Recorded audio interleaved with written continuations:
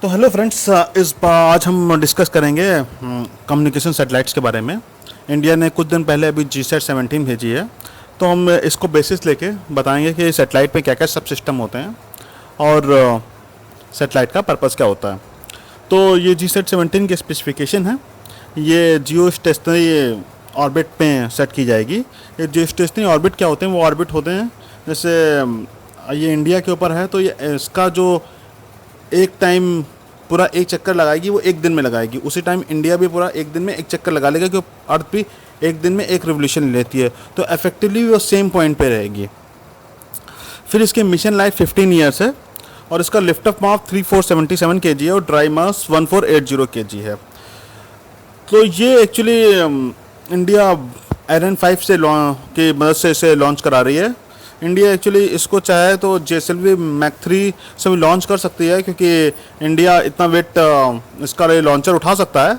But शायद उन्होंने अभी लॉन्च किया है और दोबारा जब भी एक बार लॉन्च करते हैं एक रॉकेट को, तो उसके सारे जो हार्डवेयर होता है वो लॉस्ट हो जाता है प्रोसेस में, आपको दोबारा फिर से रिबिल्ड करना पड़ता है। तो शायद उनके पास सफिशिएंट टाइम नहीं था, इसलिए उन्होंने Ariane 5 को यूज़ किया है। Ariane 5 एक हैवी लॉन्च व्हीकल है, जैसे इंडिया का PSV स्मॉल लोड्स उठाता है और GSLV है वो मीडियम रेंज का है। वैसे Ariane 5 एक आपका हैवी वेट व्हीकल है। ये आप जो ये सेटेलाइट लॉन्च हो रही है अकेले नहीं है, इसके साथ ही एक और सेटेलाइट लॉन्च कर रहा है जो 5 टन की है, तो टोटल ये 8 टन वेट ले जा रहा है, जबकि हमारा GSLV है वो मैक्सिमम 3.4 या 3.5 टन तक ही ले सकता है। तो propulsion space of altitude 3x body stabilized है। बताएंगे इसको डिटेल में क्या चीज़ होती है। Propulsion system bipropellant system है और पावर 6200 वाट तक इसमें आ सकता है। तो पहले हम बताते हैं ये सैटेलाइट होती क्या चीज़ है। कोई भी सॉलिड ऑब्जेक्ट जो किसी हैवी बॉडी के अराउंड उसके ग्रेविटेशनल फोर्स से राउंड कर रहा है, तो उसको हम सैटेलाइट बोलते हैं। तो सैटेलाइट मैंने 2 टाइप्स की हैं, active satellite and passive satellites. Active satellites वो होती हैं जिनमें कुछ आपके इंस्ट्रूमेंट लगे होते हैं जिससे हम उसके कुछ यूज़ करते हैं। तो इनमें मेनली जो कम्युनिकेशन सैटेलाइट्स होती हैं इनमें ट्रांसपोर्टर लगा होता है। ट्रांसपोर्टर बहुत ही इम्पोर्टेंट चीज़ है सैटेलाइट्स के लिए। इसमें क्या करता है, ये आपका जो अर्थ से इनकमिंग सिग्नल आता है उनको रिसीव करता है और रिसीव करने के बाद उसको एम्पलीफाई करता है, फिर उसकी फ्रिक्वेंसी चेंज करके वापस उसको भेज देता है। तो फ्रिक्वेंसी इसलिए चेंज करता है कि दोनों सिग्नल में इंटरफेरेंस ना हो। तो जैसे आप देखते हैं कम्युनिकेशन करने के लिए एक जगह से दूसरे जगह सिग्नल भेजना है, तो हम पहले क्या करेंगे, सैटेलाइट को भेजेंगे, वो सैटेलाइट उसको बूस्ट करेगी और उसको दूसरी जगह भेज देगी। तो अब नेक्स्ट आता है कि सैटेलाइट कम्युनिकेशन होता कैसे है। जी, ये हमारे सिग्नल भेज रहे हैं, सिग्नल के डिफरेंट फ्रिक्वेंसीज होती हैं और ये जो फ्रिक्वेंसीज हैं ये हर एक चीज़ के लिए अलॉटेड हैं। जैसे 1-2 हर्ट्स को L बैंड बोलते हैं और इसमें टोटल जो बैंडविड्थ है वो 1 हर्ट्स है। ये मोबाइल सेटेलाइट सर्विसेज के लिए यूज़ होता है। सिमिलरली S बैंड है 2-4 हर्ट्स और ये फिर आपका C बैंड है 4-8 हर्ट्स, फिर X बैंड है 8-12.4 हर्ट्स, फिर KU बैंड है, फिर K बैंड है, फिर K बैंड है। इनकी डिफरेंट फ्रिक्वेंसीज हैं और ये डिफरेंट एप्लीकेशन के लिए अलॉटेड हैं। तो यहाँ पे जो नेक्स्ट चीज़ है सैटेलाइट कम्युनिकेशन का दिखाया गया कैसे वेरियस सोर्सेज से ये सिग्नल रिसीव कर रहा है और फिर ये इसको बूस्ट करके भेज रहा है। तो सैटेलाइट को हम जब लॉन्च करते हैं तो लॉन्च करने के बाद तो उसको जियो स्टेशनरी सैटेलाइट में जैसे हमने सेट कर दिया है, तो उसके बाद एक और भी चीज़ बहुत बड़ा टास्क होता है कि उसको सही ओरिएंटेशन में मेंटेन करना, क्योंकि उसमें बहुत सारे फोर्सेस लग रहे होते हैं। एक तो सोलर रेडिएशन फोर्स होता है, आपको जान के थोड़ा सा वो होगा कि लाइट भी होती है, वो भी एक प्रेशर क्रिएट करती है। और दूसरा क्या होता है, अर्थ की जो मैग्नेटिक फील्ड है वो थोड़ी अलग स्ट्रेंथ की होती है और ग्रेविटेशनल फोर्स भी होता है, वो भी बिल्कुल कॉमन नहीं है। तो इन सब के कारण जो सैटेलाइट का ओरिएंटेशन है वो आपका डिस्टर्ब हो सकता है। तो इसके लिए क्या करते हैं, इस सेंसर्स लगे होते हैं जो मून और सन की पोजीशंस के रिस्पेक्ट पे सैटेलाइट का ओरिएंटेशन आपका वो देखते हैं और देन उसके बाद अगर वो गड़बड़ होता है तो उसमें 3 मोटर्स लगी रहती हैं। उन मोटर्स को घुमा के उसका जो ओरिएंटेशन वो सेट कर लेते हैं। वो एक्शन और रिएक्शन प्रिंसिपल पे काम करती है कि आपने एक डायरेक्शन घुमाया तो सैटेलाइट दूसरे डायरेक्शन में घूम जाएगी। तो आगे हम बताएंगे सैटेलाइट के सब सिस्टम क्या होते हैं। एक TTC नाम सिस्टम होता है। तो जो TTC सिस्टम होता है वो एक रिसीवर होता है जो आपके ग्राउंड सैटेलाइट स्टेशन होता है और उससे सिग्नल रिसीव करता है, फिर कुछ एक्शन करता है। और जो टेलीमेट्री सिस्टम मॉनिटर होता है वो आपका जो पूरी सेटेलाइट की फिजिकल कंडीशन होती हैं उनको लेता है, फिर कन्वर्ट करता है और उसको बैक टू अर्थ दे देता है कंट्रोल सिस्टम में। तो इसके लिए आप पहले साइड पे जाएंगे, आप ये देख रहे हैं टीटीसी एंटीना लगा हुआ है।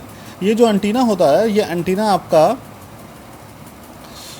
सिंगल वायर टाइप का एंटीना होता है, मोनोपोल या डाइपोल एंटीनास हैं। तो ये जो आपका ग्राउंड कंट्रोल सिस्टम होगा वो उसके हेल्थ मेजर क्या था, उसकी वेलोसिटी क्या है, उसकी एक्सेलरेशन क्या है। अगर आपको कोई इसमें कमांड देना है, कुछ चेंज करना है, तो वहाँ से आप चेंज कर सकते हैं। तो बेसिकली ये आपका मेन कंट्रोल है। तो देन हम आते हैं पावर सिस्टम। जो भी सेटेलाइट के सब सिस्टम्स होते हैं उनको पावर की ज़रूरत होती है। तो आपने देखा होगा सेटेलाइट के बगल में दो बड़े से सोलर पावर्स लगे रहते हैं। तो सोलर पावर्स क्या होते हैं, अर्थ से वो जनरेट करते हैं, इलेक्ट्रिसिटी जनरेट करते हैं। फिर बैटरी चार्जर्स के थ्रू आपका जो बैटरी है निकोल केडियम और ये लिथियम आयन होगी उसको चार्ज कर लेते हैं। तो ये अपने घर के इन्वर्टर जैसा ही है। फिर क्या होता है, डिफरेंट सिस्टम्स होते हैं, उनको डिफरेंट पावर की रिक्वायरमेंट होती है। जो कुछ सिस्टम होते हैं उनमें बहुत ही लो वोल्टेज डीसी होता है, तो वोल्टेज रेगुलेटर होता है, वोल्टेज डीसी स्कोर करता है। दूसरा डीसी टू डीसी कन्वर्टर होता है, उसमें हाई वोल्टेज डीसी होता है। जब आपका पावर बूस्ट करते हैं, जो एम्पलीफाई करते हैं, उस टाइम क्या होता है, आपको हाई पावर की रिक्वायरमेंट होती है, तो उस टाइम हम हाई वोल्टेज जनरेट करते हैं। सिमिलरली आपका कुछ सर्किट्स के लिए एसी की रिक्वायरमेंट होती है, तो डीसी को एसी में कन्वर्ट कर लिया जाता है। देन हम आगे चलते हैं प्रोपल्सर सिस्टम। प्रोपल्सर सिस्टम एक बहुत इंपॉर्टेंट चीज़ है। जब आप